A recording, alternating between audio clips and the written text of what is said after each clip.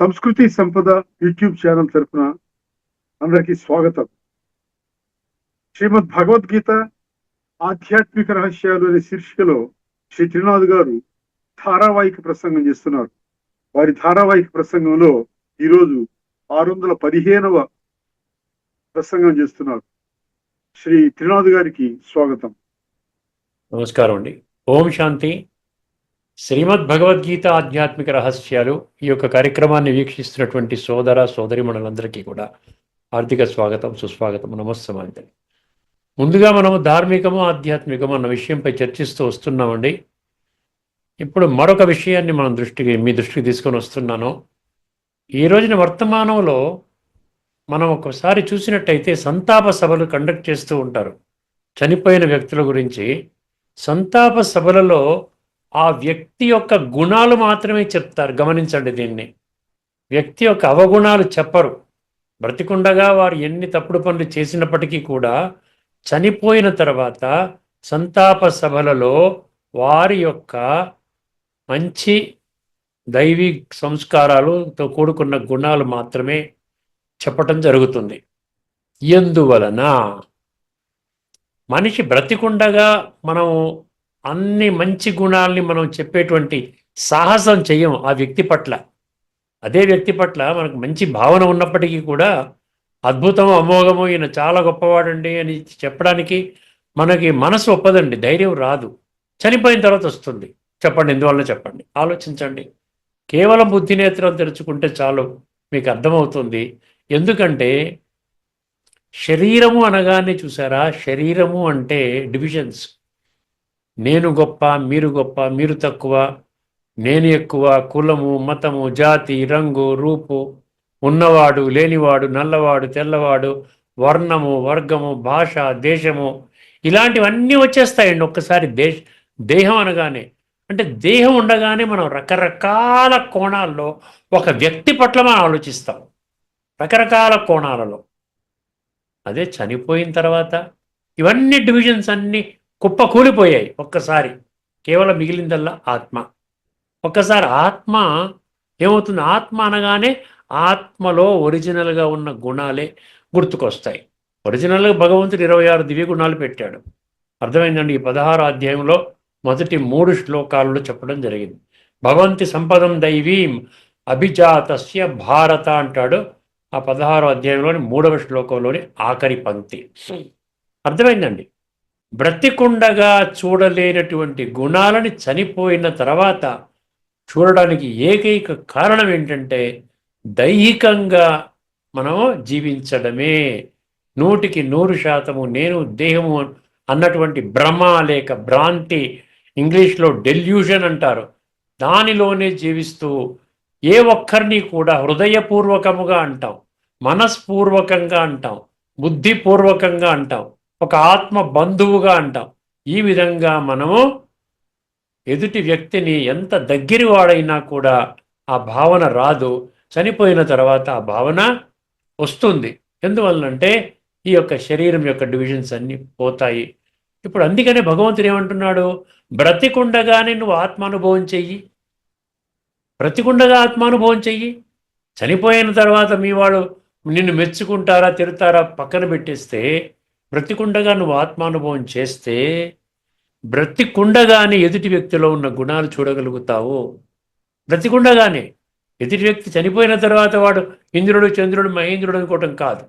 బ్రతికుండగానే వాళ్ళలో ఉన్నటువంటి దివ్యత్వాన్ని చూస్తా. ఎందుకు చూస్తావు అంటే నీ యొక్క అభ్యాసము ద్వారా నీ యొక్క మూల స్వరూపంలో నిన్ను నీవు ఆత్మగా అనుభవం చేసుకునేటువంటి ప్రాక్టీస్ చేస్తున్నావు. ఎప్పుడైతే ఆత్మానుభవం జరుగుతుందో, కొంచెం జరిగినా చాలండి, 5% జరిగినా చాలు, మీలో ఆ డివినిటీ వస్తుంది. అక్కడ నుండి మీరు ఏం చేస్తారు? మెల్లిమెల్లిగా ప్రాక్టీస్ చేసుకుంటూ 5% అల్లా 6% అల్లా 10% అలాగా పెంచుకుంటూ వస్తారు. మీ డివినిటీ పెరుగుతూ ఉంది. అవతల వాళ్ళలో కూడా కోపం రాదండి. అవతల వాడు తప్పు పనులు చేసినా రాదు. వాడి సంస్కారం, వాడు అభ్యాస ప్రకారంగా వాడు చేస్తున్నాడు, మనం ఎందుకు ఇంటర్ఫియర్ అవ్వాలి? నేను దైవీ సంస్కారాల కొరకు నేను ప్రతినిత్యము అభ్యాసం చేస్తున్నాను, మెడిటేషన్ చేస్తున్నాను, భగవంతుడితో బుద్ధియోగాన్ని జోడిస్తున్నాను రాజయోగం ద్వారా అని మనకి ఈ యొక్క ఏమవుతుందంటే ఆంతరికంగా ఎప్పుడైతే మీకు ఈ గుణాలు శక్తులు మీలో అనుభవం అవుతాయో అటువంటి గుణాలు శక్తులు ప్రతి ఒక్కరిలో చూసేటువంటి అది సహజంగానే వచ్చేస్తుంది. మీలో ఆ కోపము, ఆ ఆవేశము, అవతలవాడి పట్ల ద్వేషము ఈ విధంగా మనకు ఉండదని గుర్తుపెట్టుకోండి. అందుకని భగవంతుడు ఇప్పుడు ఏం చెప్తున్నాడు, నీవు నీ మూల స్వరూపాన్ని బ్రతికుండగానే అనుభవం చేస్తూ నిన్ను నీవు గౌరవించుకుంటూ ప్రతి ఒక్కరిని కూడా గౌరవించు. ఇది ఆఖరి జన్మ, అంతిమ శ్వాస, ఇప్పుడు లేకున్నా మరెప్పుడు లేదు. అర్థమైందండి? ఇది ఈశ్వరుని యొక్క ఆదేశము అంటున్నాం. అక్కడితో ఆ పాయింట్ మనం ఫుల్ స్టాప్ పెడదామండి. ఇప్పుడు కఠోపనిషత్తులోని మనము 1వ అధ్యాయములోని 1వ వల్లి 2వ వల్లి 2 ముగించుకున్నామండి. 29 మంత్రాలు, 25 మంత్రాలు. మొదటి వల్లిలో 29 చెప్పుకున్నాము, 2వ వల్లిలో 25 చెప్పుకున్నాం. అంటే 54 మంత్రాలు పూర్తి చేసుకున్నాం. ఇప్పుడు 1వ అధ్యాయం 3వ వల్లి మొదలు పెడుతున్నాం. ఇందులో 17 మంత్రాలు ఉన్నాయండి. వీలైనంత వరకు అది 17 మంత్రాలను కూలంకషంగా ఇందులో సబ్జెక్ట్ ఏం చెప్తున్నాడు అర్థమవుతుంది. యమధర్మరాజు నచికేతుడి యొక్క ప్రశ్నకి సమాధానంగా కఠోపనిషత్తు మనకి ఈ విధంగా ముందుకెళ్తున్నాం, ప్రయాణం చేస్తూ ఉన్నాం. జాగ్రత్తగా వినండి. 1, 3, 1. ఇందులో ముందు వాక్యం ఏం చెప్పాడంటే, కఠోపనిషత్తు ఇది కృష్ణ యజుర్వేదానికి చెందినది అని అన్నాడు. కృష్ణ యజుర్వేదము, శుక్ల యజుర్వేదం ఉండుండొచ్చు. కృష్ణ యజుర్వేదానికి చెందినది. ఈ మంత్రము మనల్ని సాధనా మార్గములో అత్యున్నత శిఖరాలకు తీసుకొని వెళుతోంది. సాధన మార్గంలో చూడండి ఎంత బాగా చెప్తున్నాడు. మన శరీరములో నివసించే 2 ఆత్మల గురించి, అంటే 2 ఆత్మలు ఉన్నాయంటే మనలో. ఒకటేమో ఆత్మని గురించి గుర్తించేటువంటి సాధనం పెట్టాడు కదా, అదే ఆత్మ పరమాత్మని కూడా గుర్తిస్తుంది. కాబట్టి పరమాత్మ కూడా మనలో ఉన్నట్టే లెక్క. ఎందుకంటే ఆత్మ అనుభవం చేస్తే పరమాత్మ ఉనికి అనుభవం అవుతుంది. అక్కడ మనకి ఇద్దరు కూడా గుర్తొస్తారు. ఆత్మానుభవం చేయకపోతే దేహభ్రాంతిలోనే ఉన్నట్లయితే ఆత్మానుభవం కాదు, పరమాత్మ అనుభవం కూడా కాదు. సో సాధనా మార్గంలో అత్యున్నత శిఖరాలకు తీసుకుని వెళుతుంది. మన శరీరంలో నివసించే 2 ఆత్మల, అంటే జీవాత్మ మరియు పరమాత్మ గురించి మరియు వాటి స్వభావము గురించి చెబుతుంది. అంటే ఆత్మ స్వభావం ఏమిటి, పరమాత్మ స్వభావం ఏమిటి, అది కూడా మనకి తెలియచేస్తుంది. ఇప్పుడు ఒకసారి ఆ మంత్రము 4 పంక్తులండి. 4 పంక్తులు కూడా మనం ఒకసారి పంక్తి వైజ్ చెప్తాను, తర్వాత పంక్తి వైజ్ అర్థం కూడా చేసుకుందాం. ఋతం పిబంతౌ సుకృతస్య లోకే, ఇది ప్రథమ పంక్తి అండి. ఋతం పిబంతౌ సుకృతస్య లోకే. తర్వాత 2వ పంక్తి గుహాం ప్రవిష్టౌ పరమే పరార్ధే. గుహాం ప్రవిష్టౌ పరమే పరార్ధే. 3వ పంక్తి ఛాయాతపౌ బ్రహ్మ విదో వదంతి. ఇది కొంచెం సులభంగానే ఉన్నాయి, కొన్ని మంత్రాలు పలకటం కష్టంగా ఉంటాయి. ఛాయాతపౌ బ్రహ్మ విదో వదంతి. తర్వాత ఆఖరి పంక్తి 4వ పంక్తి పంచాగ్నయో ఏ చ త్రినాచికేతాః. ఇక్కడ త్రినాచికేత అంటే త్రినాచికేత అంటే నచికేత అనమాట. అక్కడ నచికేతుడు ఒక మూడు ఉన్నాయన్నమాట. 3 డైరెక్షన్స్ ఉన్నాయి నచికేతుడివి, 3 కోరికలు ఉన్నాయన్నమాట. త్రినాచికేత పంచాగ్నయో ఏచ త్రినాచికేత. ఇది 4 పంక్తులు అండి. ఒక్కోసారి పంక్తి వైజ్ మనం అర్థం తెలుసుకునే ప్రయత్నం చేద్దాం. ఋతం పిబంతౌ సుకృతస్య లోకే. చాలా స్పష్టంగా అర్థం చేసుకోవచ్చండి, కేవలం బుద్ధి నేత్రాన్ని తెరుచుకుంటే చాలు. లేకపోతే బోరు కొడుతుంది మీకు, ఇదంతా ఏమిటి అని అనిపిస్తోంది. అదే ఇదా బుద్ధి నేత్రం తెరుచుకుని ఆత్మిక స్థితిలో స్థితమై కూర్చున్నారనుకోండి, ఒక ఇంట్రెస్ట్తో, ఒక డీప్ ఇంట్రెస్ట్తో ఆత్మానుభవం చేసుకుంటాను. కొన్ని లక్షల మంది చేసుకున్నారు ఇప్పటి వరకు. పరమాత్మ అనుభూతి కూడా, పరమాత్మ అంటే దొరకడేమో అనుకుంటున్నాను, భగవంతుడు అంటే అసలు ఇంపాసిబుల్ అనుకుంటున్నాను. అలాంటిది పరమాత్మని కూడా అనుభూతి చేయొచ్చు అని చక్కగా ఈ కార్యక్రమాలు మనం ఇన్ని ఎపిసోడ్స్ చేసుకున్నాం కదా. అప్పుడు ఏమవుతుందంటే మీకు ఇంట్రెస్ట్ కలుగుతుంది. ఎట్లా అంటే 7వ అధ్యాయం 3వ శ్లోకంలో కొద్దిమంది మాత్రమే నన్ను పసిగడతారు, అందులోకి రావడానికి మీలో ఒక దృఢ నిశ్చయము. దానికి ఏమంటాడు, వ్యవసాయాత్మిక బుద్ధి అంటాడు 2వ అధ్యాయంలోని. 41వ శ్లోకంలో. చాలా జాగ్రత్తగా వినండి. ఎందుకంటే ఏదైనా మీరు ఏం చేసినా కూడా ఒకటే ఒక ప్రశ్న వేసుకోండి. ఇన్ని శాస్త్రాల్లో నేను ఏ శాస్త్రాన్ని ఆచరిస్తాను? ఆచరణ ఇంపార్టెంట్.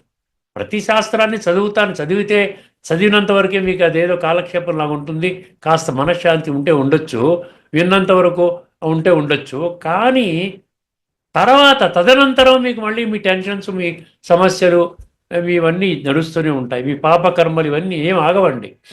అదనమాట, మీరు కంపేర్ చేసుకోండి. ఇప్పుడు ఏమంటున్నాడు ఇక్కడ? ఋతం పిబంతౌ సుకృతస్య లోకే, తమ స్వయంకృత పుణ్యకర్మల ఫలాన్ని అనుభవిస్తూ ఈ దేహములో ఇద్దరు నివసిస్తున్నారు.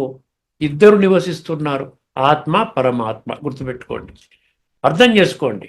ఆత్మ పరమాత్మ ఇప్పుడు ఇక్కడ ఇచ్చిన మంత్రం ప్రకారంగా అర్థం చేసుకోండి. దాని తర్వాత మనం తత్వంలోకి వెళ్ళినప్పుడు మీకు ఇంకా క్లారిటీ వస్తుంది. తమ స్వయంకృత పుణ్యకర్మల ఫలాన్ని అనుభవిస్తూ ఈ దేహములో ఇద్దరు నివసిస్తున్నారు. ఇది మొదటి పంక్తి చెప్తోంది. రెండో పంక్తి ఏం చెప్తుంది? గుహాం ప్రవిష్టౌ పరమే పరార్థే. ఇదేం చెప్తోంది? ఆ ఇద్దరు పరమశ్రేష్టమైన హృదయ గుహ అనే సూక్ష్మ స్థానములో ప్రవేశించి ఉన్నారు. ఎక్కడున్నారంటే వాళ్ళంతా కూడా సూక్ష్మ స్థానము, హృదయ గుహ అన్నారు. హృదయ గుహ అంటే, హృదయం అంటే మనం ఏం చెప్పుకున్నాము? హృదయం అంటే గుండె కాదు, ఈ యొక్క రక్తము మాంసంతో చేసిన కండతో చేసిన గుండె కాదు. అర్థమైంది? హృదయం అంటే దివ్య బుద్ధి, డివైన్ ఇంటెలెక్ట్. అది ఎక్కడ ఉంటుంది? ఆత్మస్థానంలో ఉంటుంది. ఆత్మ యొక్క 3 సూక్ష్మ శక్తులు మనసు ద్వారా ఏం చేస్తామండి? మనసు ద్వారా ఆలోచన చేసే శక్తి, బుద్ధి ద్వారా నిర్ణయం చేసే శక్తి, దాని తదనుసారము తదనుగుణంగా సంస్కారాలు ఏర్పడతాయి. ఈ 3 కూడా సూక్ష్మం అన్నమాట. అర్థమైందండి? ఆ ఇద్దరు పరమశ్రేష్టమైన హృదయ గుహ అనే సూక్ష్మ స్థానములో అంటే బుద్ధిలో ప్రవేశించి ఉన్నారు. ఇది రెండో పంక్తి. ఛాయాతపౌ బ్రహ్మవిదో వదంతి. ఛాయాతపౌ బ్రహ్మవిదో వదంతి. దీని మీనింగ్ ఏంటి? ఆ ఇద్దరి మధ్య సంబంధము ఎట్లా ఉందంట? ఛాయ అంటే నీడ. అర్థమైందండి? తపవు అంటే వేడి, నీడ మరియు వెలుగు అనమాట. నీడ అంటే ఛాయ, మరియు ఆ వెలుగు అంటే ఆతప. ఛాయాతప అన్నాడు కదా, అంటే ఆతప అనమాట. ఆతప అంటే వెలుగు అన్నాడు. ఇక్కడ చూసారా, ఆత్మ పరమాత్మ గురించి చెప్పుకుంటున్నాం కదా. ఆత్మ ఏమో నీడలో ఉంది, పరమాత్మ ఏమో వెలుగులో ఉన్నాడు. చూసారా? చాలా జాగ్రత్తగా ఉండండి, కనెక్ట్ చేసుకోండి, ఒక్కొక్కటి దగ్గర కనెక్ట్ చేసుకోండి. గుడ్. అంధవిశ్వాసాన్ని విడిచిపెట్టండి. ఏదో వింటే సరిపోదు, వింటే ఏమీ కాదండి. వినడం ఆచరించే ఉద్దేశం లేకపోతే వినడం కూడా మీ టైం వేస్ట్. అర్థమైందండి? అందుకని ఏమన్నాడు ఇక్కడ? మరియు వెలుగు అంటే ఆతప లాంటిదని బ్రహ్మజ్ఞానులు అంటారు. బ్రహ్మజ్ఞానులు అంటే ఎవరు? ఆత్మ సాక్షాత్కారము, పరమాత్మ సాక్షాత్కారము, పరంధామ నివాస సాక్షాత్కారం అయిన వాళ్ళని బ్రహ్మజ్ఞానులు అంటారు. ఎందుకంటే బ్రహ్మ మహాతత్వం అంటే పరంధామం, అది తెలియాలి. అదేవిధంగా బ్రాహ్మీ స్థితి అంటే ఆత్మిక స్థితి, నేను ఆత్మని అన్న సంగతి, అది కూడా అనుభూతి కావాలి. సాక్షాత్కారం అంటే ఏదో జ్యోతి కనబడుతుందని కాదు, మన యొక్క ఆత్మిక స్థితిలో మనం స్థితి అయినప్పుడు అక్కడ ఆ డివినిటీని అనుభవం చేస్తాం. అదేవిధంగా బ్రహ్మ మహాతత్వం అయిపోయిందా, బ్రాహ్మీ స్థితి అయిపోయింది. పరబ్రహ్మ స్వరూపం అంటాం కదా, పరమాత్మ స్వరూపం. అందుకే బ్రహ్మజ్ఞానులు అంటే ఇప్పుడు ఉన్న 20-30 లక్షల మంది ఉన్నారు సార్, వీళ్ళంతా బ్రహ్మజ్ఞానులు. అర్థమైందండి? వాళ్ళు ఏం చెప్తున్నారంట? ఏమండి? ఆ ఇద్దరి మధ్య సంబంధము నీడ, ఛాయ మరియు వెలుగు, ఆతప లాంటిదని బ్రహ్మజ్ఞానులు అంటున్నారు. తర్వాత ఆఖరి పంక్తి, పంచాగ్నయోయేచ త్రినాచికేతా. త్రినాచికేతా అణా వాడాడు అనమాట. త్రినాచికేతా, పంచాగ్నేయో ఏ చ త్రినాచికేతా. పంచాగ్ని ఉపాసకులు అన్నాడు. ఇది కూడా మనం తెలుసుకుందాం. పంచాగ్నులు అంటే ఎవరు? ఇక్కడ మామూలుగా భక్తిలో మనకి ఇవన్నీ చెప్పరండి. పంచాగ్ని ఉపాసకులు అంటే చెప్పేస్తారు అంతే. అంతకంటే వాళ్ళు ఎవరు అంటే పంచాగ్నులు అంటే 5 అగ్నులు అన్నారు కదా, ఏమిటి అని చెప్పరు. ఇప్పుడు మన తత్వంలో వెళ్తే అవన్నీ తెలుస్తాయి. పంచాగ్ని ఉపాసకులు నచికేత అగ్నిని చూసారా? ఇక్కడ నచికేత అగ్ని ఏమన్నాడు? అక్కడ త్రినాచికేత అన్నాడు. చూసారా? నచికేత అగ్నిని 3 సార్లు అనుష్ఠించిన కర్మయోగులు కూడా ఇదే సత్యాన్ని అంగీకరిస్తున్నారు.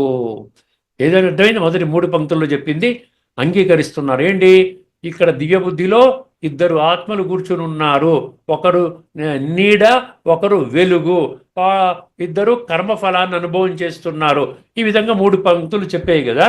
ఇది పంచాగ్ని ఉపాసకులు, నచికేత అగ్నిని 3 సార్లు అనుష్ఠించిన కర్మయోగులు కూడా ఇదే సత్యాన్ని అంగీకరిస్తున్నారు. ఇప్పుడు ఇవన్నీ డీటెయిల్స్లోకి వెళదాం మనం కాస్త.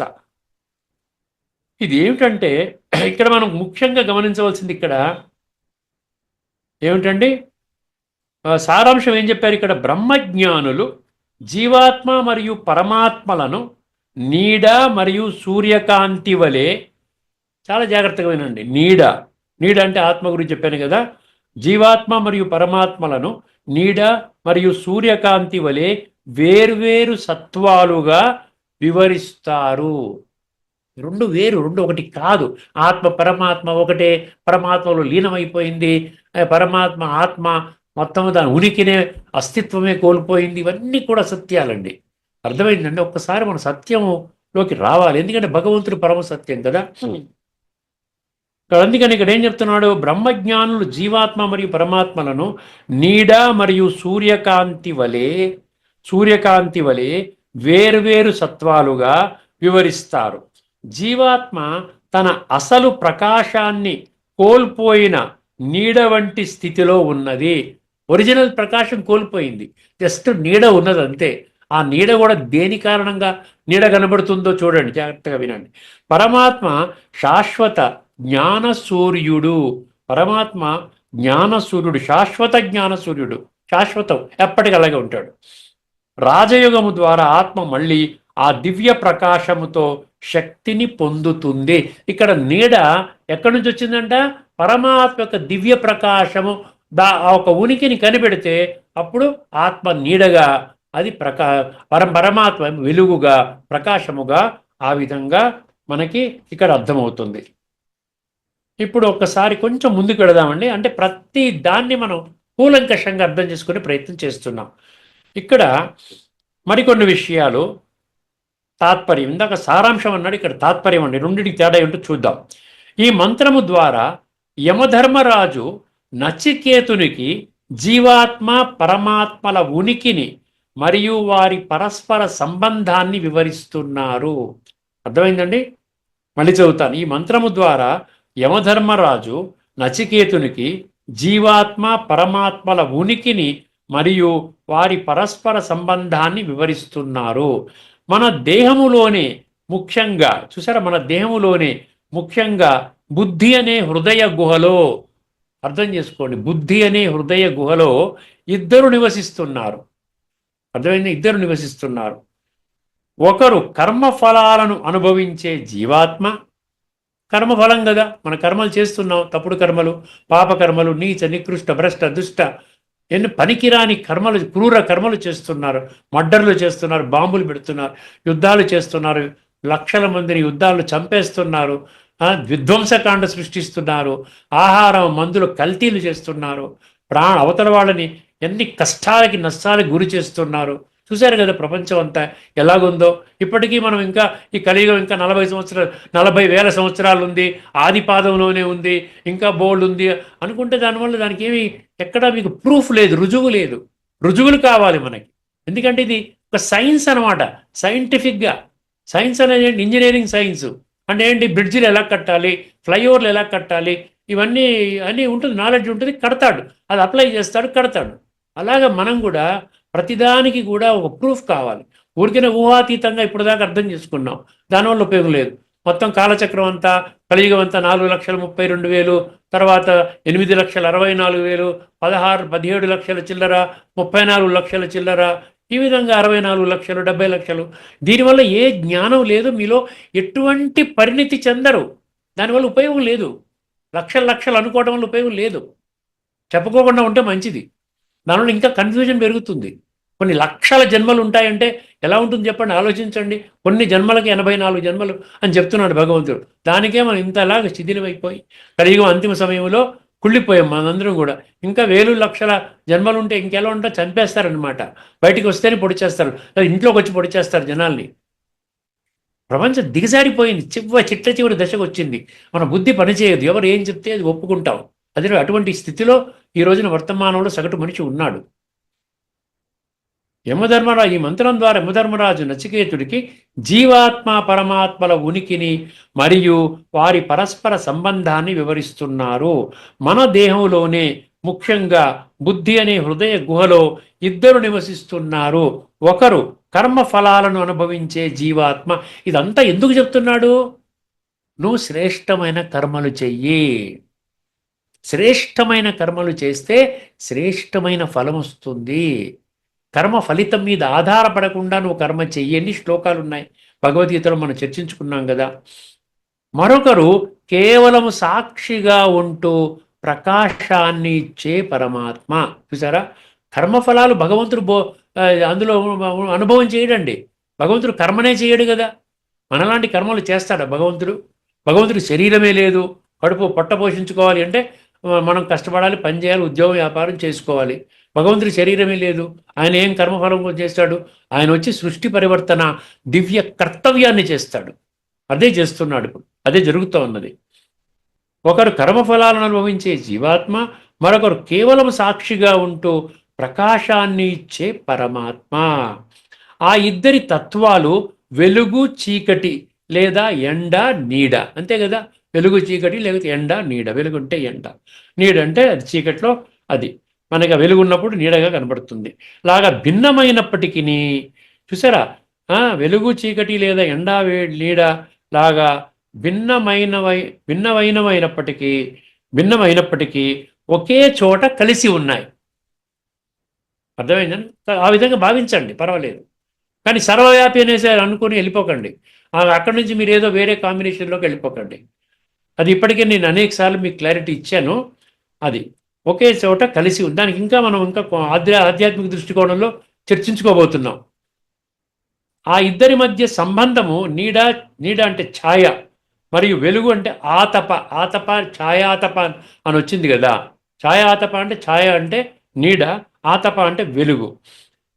వెలుగు లాంటిదని బ్రహ్మజ్ఞానులు అంటారు.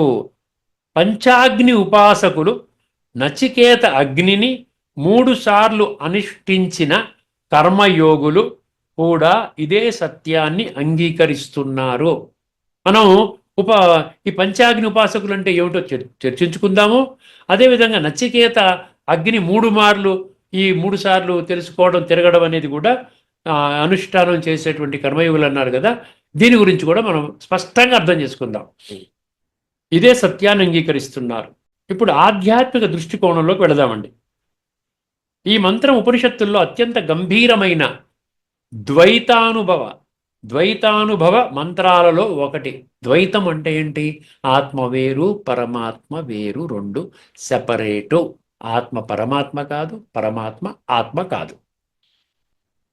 అందులో ఏం చెప్తున్నారు? ఆత్మ మరియు పరమాత్మల భిన్నత్వం, చూసారా, 2 వేరే. ఈ మంత్రము జీవుడే దేవుడు అనే భావనను పక్కన పెట్టి ఇద్దరి అస్తిత్వము వేరని ద్వైత భావము స్పష్టము చేస్తుంది. అర్థమైంది కదండి? ఇప్పుడు మీలో అది వెళ్ళిపోవాలి, అజ్ఞానం వెళ్ళిపోవాలి. జీవుడే దేవుడు, దేవుడే జీవుడు అంటే మనకి ఎక్కడున్నాం అలాగే ఉంటాం, అలా కూడా ఉండం, ఇంకా పాడైపోతాం. అర్థమైంది? ఆత్మ మరియు పరమాత్మల భిన్నత్వం. ఈ మంత్రము జీవుడే దేవుడు అనే భావనను పక్కన పెట్టి ఇద్దరి అస్తిత్వము వేరని ద్వైత భావము అని బ్రాకెట్లో ఇచ్చాడు, స్పష్టం చేస్తుంది. ఇద్దరి అస్తిత్వం వేరని స్పష్టం చేస్తుంది. జీవాత్మ శరీరములో భృకుటి మధ్యలో నివసించే చైతన్య బిందువు. జీవాత్మ ఎక్కడుంటుందండి? భృకుటి మధ్యలో నివసించే చైతన్య బిందువు. భ్రువోర్మధ్యే అంటాడు గీతలో. భృకుటి మధ్య కర్మలు చేసి ఫలాలను అనుభవం చేస్తుంది. మనం కర్మలు చేయాలి, తప్పదు. దేహాన్ని పోషించుకోవాలి కదా, కర్మలు చేసి తీరాలి. కర్మలు చేసి ఫలాలను అనుభవిస్తుంది, సుఖ దుఃఖాలకు లోబడుతుంది. చూసారా, కర్మలు తప్పు కర్మ చేస్తాం, అవతల వాడు దుఃఖం ఇస్తే మనం కూడా దుఃఖం మనకే వస్తుంది కదా. సుఖ దుఃఖాలకు లోబడుతుంది, జనన మరణ చక్రంలో తిరుగుతుంది. 3 పనులు చెప్పాడు ఇక్కడ. ఏమండి? 3 విషయాలు చెప్పాడు. ఒకటేమో కర్మలు చేసి ఫలాలను అనుభవిస్తుంది, సుఖ దుఃఖాలకు లోబడుతుంది, జనన మరణ చక్రంలో తిరుగుతుంది. తర్వాత పరమాత్మ గురించి ఏం చెప్తున్నాడు? పరమాత్మ ఎప్పటికీ కర్మఫల భోక్త కాదు. అంటే ఆధ్యాత్మిక దృష్టికోణం అంటే తత్వజ్ఞాన కోణం. అప్పుడు మనకు అర్థమవుతుందండి అక్కడ ఎందుకు ఆ విధంగా చెప్పడం జరిగింది, దాని గూఢార్థం ఏమిటి, ఇద్దరూ కర్మఫలాన్ని అనుభవం చేస్తున్నారని అక్కడ అన్నారు కదా. మరి దానికి ఇంకా కొంచెం లోతుగా తత్వంలోకి వెళితే మీకు క్లారిటీ వచ్చేస్తుంది. అందుకే నా క్లారిటీ కోసమే కొంచెం డీటెయిల్డ్గా చెప్పడం అన్నమాట. లేకపోతే చదువుకుంటా వెళ్ళి మంత్రం చెప్పేసి తాత్పర్యం చెప్పేసి ఇంకో దానికి వెళ్ళిపోవచ్చు. ఆ విధంగా 1000 మంత్రాలు చెప్పుకోవచ్చు ఒక నెల రోజుల్లో. దానివల్ల ఉపయోగం ఏమిటి? చెప్పుకోకపోవడం మంచిది. కేవలం ఇప్పటిదాకా విన్నాం కదా, ఎన్ని వీడియోలు పెట్టండి, మీకు అన్ని కఠోపనిషత్తు మీద, ఆ ఉపనిషత్తు మీద, ఎన్నో ఉపనిషత్తులు ఎన్ని ఉన్నాయి, అన్నిటి మీద వీడియోస్ ఉన్నాయి. మీకు అన్ని చదువుకుంటే మీకు ఏం అర్థం కాదు. మనం ఏం చేయాలి? తత్వం ఎవరు చెప్పరు. తత్వం అంటే ఏంటి? నేను ఎలాగ దీన్ని నా జీవితానికి ఎలా అన్వయించుకోవాలి, అర్థమైందండి? అది విషయం అనమాట. జనన పరమాత్మ ఎప్పటికీ కర్మఫల భోక్త కాదు. ఆయన అభోక్త. అభోక్త అభోక్త అయోనిజ అంటారు కదా, అంటే ఒక యోని ద్వారా, తల్లి గర్భం ద్వారా జన్మించేటువంటి వాడు కాదు పరమాత్మ. అభోక్త, పరంధామ నివాసి, జనన మరణాలకు అతీతుడు. అంటే భగవద్గీతలో చెప్పిందంతా ఇందులోకి వస్తుంది. కర్మ బంధనాలకు అతీతుడు.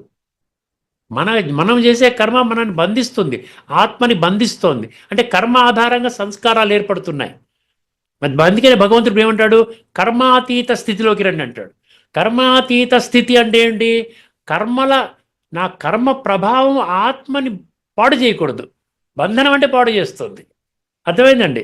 బంధనం కాకుండా ఉండి సంబంధంలోకి వచ్చి నేను పరమాత్మతో రాజయోగం ద్వారా నిరంతరము పరమాత్మతో యోగం చేసుకుంటూ నేను కర్మ చేశాననుకోండి, ఒక కర్మ యోగిగా చేశాననుకోండి, అది కర్మాతీత స్థితికి వెళుతోంది. నా ఆత్మ ఎప్పటికీ అలాగన్నా ఉంటుంది, లేకపోతే శుద్ధి అవుతూ అలాగా తమో ప్రధాన ఆత్మ, తామసికం వల్ల రాజసికము, రాజసికం వల్ల సాత్వికము, సాత్వికం వల్ల సాత్విక ప్రధాన స్థితిలోకి, హయ్యెస్ట్ స్టేట్ ఆఫ్ సాత్వికలోకి వెళుతుందన్నమాట. అందుకనే పరమాత్మ ఎప్పటికీ కర్మఫల భోక్త కాదు. ఆయన అభోక్త, పరంధామ నివాసి, జనమరణాలకు అతీతుడు, కర్మబంధనాలకు అతీతుడు, జ్ఞాన సాగరుడు, పవిత్రతా సాగరుడు, కేవలము సాక్షి. కేవలము సాక్షి, గుర్తుపెట్టుకోండి. దానికి అనేక శ్లోకాలు, నేను భగవద్గీతలో ఉన్న శ్లోకాలు, ఉపనిషత్తులో ఉన్న మంత్రాలు అన్నీ చెప్పబోతున్నాను మీకు. భగవంతుడు కేవలము సాక్షిగా ఉంటాడు. ఆయన ఇంటర్ఫియర్ అవ్వడు. శ్రేష్టమైన కర్మ చేయమని జ్ఞానం ఇస్తాడు. ఆయన మాట మనం వినకపోతే నీ కర్మ అంటాడు. అంతకంటే ఏం చెప్తాడు? మన పిల్లలు కూడా ఏం చెప్తాం? మన మాట వినలేదు అనుకోండి, పోరా మన ఇష్టం చేసుకో, పోరా, నీ మొహం నాకు చూపించకో అంటాం కదా. ఇంకా గొడవ పెడితే గెటౌట్ అని కూడా అంటాం. ఎంతమంది తల్లిదండ్రులు పిల్లల్ని గెంటేస్తున్నారు, పిల్లలు తల్లిదండ్రులు గెంటేస్తున్నారు, ఆ ఓల్డ్ ఏజ్లో పడేసి వెళ్ళిపోతున్నారు, భరించలేకపోతున్నారు. జరుగుతోంది వర్తమానంలో. కేవలం సాక్షి మరియు మార్గదర్శకుడు. చూసారా, మార్గదర్శకాన్ని ఇచ్చేసాడు, అందరికీ అప్లై అవుతుంది. పరమాత్మ కూడా జీవునికి సన్మార్గము చూపడానికి బుద్ధి అనే గుహలో తండ్రిగా, సఖుడిగా, తోడుగా ఉంటారు. తండ్రిగా, సఖుడిగా, తోడుగా ఉంటారు. సఖుడు అంటే ఫ్రెండ్. ఏంటి? తండ్రిలాగా నా సమానంగా తయారు చేయడానికి అన్ని చెప్తున్నాడు. మనం వినాలి కదా. ఆత్మ అనుభవం చేస్తే కానీ పరమాత్మ అనుభవం కాదు. భగవాను వాచ. అర్థమైందండి? 13వ అధ్యాయంలో ఆఖరి శ్లోకం చెప్తుంది. పరమాత్మ కూడా జీవునికి సన్మార్గం చూపడానికి బుద్ధి అనే గుహలో తండ్రిగా, సఖుడిగా, తోడుగా ఉంటారు. ఇది స్మృతి లేదా రాజయోగము ద్వారా పరమాత్మతో కలయికను సూచిస్తోంది. ఇదేంటంటే స్మృతి అంటే అదే యోగం, స్మృతి అంటే పరమాత్మని జ్ఞాపకం చేయటం. ఇప్పుడు మీ పిల్లవాడు అమెరికాలో, కెనడాలో ఎక్కడ ఉంటే మీరు బుద్ధి ద్వారా జ్ఞాపకం చేస్తారు కదా. మీ చుట్టాలు పక్క ఢిల్లీలో ఉన్నారు, జ్ఞాపకం చేస్తారు కదా. అలాగా పరమాత్మని పరంధామంలో జ్ఞాపకం చేయటం అన్నమాట. అర్థమైందండి? పరంధామ నివాసి అని చెప్పాడు కదా. రాజయోగం ద్వారా పరమాత్మతో కలయికను సూచిస్తోంది. పరమాత్మ ఏమంటే ఇది స్మృతి లేదా రాజయోగం ద్వారా పరమాత్మతో కలయికను సూచిస్తోంది. పరమాత్మ జ్ఞాన సూర్యుడు. రాజయోగము ద్వారా ఆత్మ తనను తాను జ్యోతి స్వరూపంగా భావించి పరమాత్మ స్మృతిలో లీనమైనప్పుడు వికారాల కారణముగా నీడలాంటి అంధకారము తొలగిపోయి, చూసారా, వికారాల కారణముగా దేహాభిమానము కారణంగా వికారాలు, మాయ, దీనికి కారణంగా నీడ వచ్చింది. నీడ నుంచి మనం ఏం కావాలి, ప్రకాశ స్థితిలోకి వెళ్ళాలన్నమాట. సో కారణం నీడ లాంటి అంధకారము తొలగిపోయి ఆత్మ కూడా మాస్టర్ జ్ఞాన సూర్యుడిగా మారుతుంది. ఇది పూర్తి చేసుకోలేమంటే తదుపరి ఎపిసోడ్లో ఈ చర్చని కొనసాగిస్తాను. ఇంకా కొన్ని అద్భుతమైన విషయాలు, గీత మరియు ఉపనిషత్తు మంత్రాలు సమర్థించేటువంటి ఈ శ్లోకాలు, మంత్రాలు కూడా మీకు చెప్పడం జరుగుతుంది. అదేవిధంగా నచికేత త్రినిచికేత అగ్ని అన్నాడు, అదేవిధంగా ఇంకేమన్నాడండి, పంచాగ్ని అన్నాడు కదా. ఈ విషయాలు కూడా మనం తదుపరి ఎపిసోడ్లో చెప్పుకొని ఈ యొక్క అంశాన్ని మనం పూర్తి చేసుకుంటామండి. ఓకేనండి, ఇక్కడతో ఈ చర్చని ముగిద్దాము. తదుపరి ఎపిసోడ్లో మళ్ళీ కలుసుకునేందుకు అందరికీ నమస్కారము. లోకా సమస్త సుఖినో భవంతు. ఓం శాంతి.